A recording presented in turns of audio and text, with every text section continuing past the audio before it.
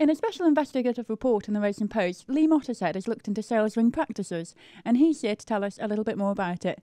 First of all, Lee, what have the BHA said on the matter? So the BHA have confirmed they are reviewing the buying and selling of horses, not just in the sales ring, but clearly the sales ring activity will take many of the headlines. It's linked to the fact that the BHA is very keen to grow and protect the number of racehorse owners in the sport, and they've identified evidence they have that perhaps some practices that take place within the sales ring aren't conducive to that protection of owners, and therefore they begun a pre-consultation exercise that will lead into review to see whether the existing code of practice that sort of governs how people in bloodstock behave is currently sufficiently strong.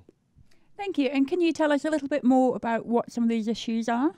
So we've been speaking to breeders. Breeders have approached us. We've been speaking to them as well about their feelings, not just people that sell, but people that buy as well.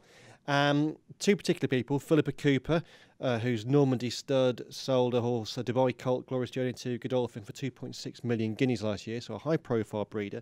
And Brian May, a jumps breeder who sits on the TBA board. They've spoken about what they feel is currently wrong. Philippa, in a really frank set of quotes, talks about how some years ago she was approached by an agent who said, how much would you like for this horse, do you think? And Philippa responded about 150,000, and he said, well, I can give you 250 if we then split the balance over 150. That is alleged to still go on. Philippa talks about how she feels that the sales ring is an unsafe environment for her, and she talks about the issue of luck money, which is one that was raised an awful lot by breeders approaching me in the process of writing this piece. The whole luck money thing will, to some people outside of racing and bloodstock, seem strange, but in effect, there is a practice whereby people that have sold the horse, the vendor, will make a financial payment, typically 5% of the sales price, to the buyer, or more commonly the agent of the buyer of the horse that has been sold. Now, what they say is that increasingly it's not a voluntary thing, which is what the code of practice says it should be. It's more a case of agents, maybe some trainers, maybe some buyers, expect 5% to be paid to them, and they won't even bid on a horse unless it's going to be paid for them. So a lot of complaints about that, and also complaints about things that are perhaps within the rules, again, but maybe shouldn't be within the rules. Brian Mayo and Philippa Cooper talk about how they feel it's wrong that vendors can bid on their own horses. So every vendor puts in a reserve for a horse, i.e. a price below which they are not prepared to sell the horse. But then many vendors will go on and bid above that price in the ring, which causes some people who buy the horses to feel they've been what's termed as run up.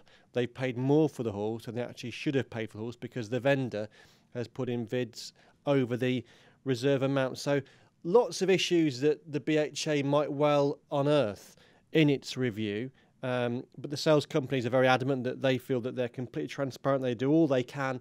And Henry Beebe, who's the Goff's Group COO, makes a very fair point, and it is a fair point, in that he says if people have all these complaints, why aren't they telling us about it? You know, why are we finding this all out through a Racing Post news special, not from the people involved themselves? What they would say is that they're afraid to speak out. It's one of those as if you, God forbid, was a slightly improper agent who wasn't going, doing things by the book, and I informed Goffs or Tats of that might impact on the likelihood of you bidding for my horses in the future. So that's why people say they haven't gone public, but two have gone public now.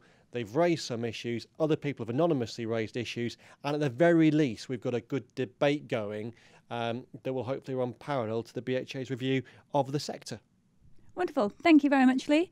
So that will be available online and in the Thursday edition of the Racing Post.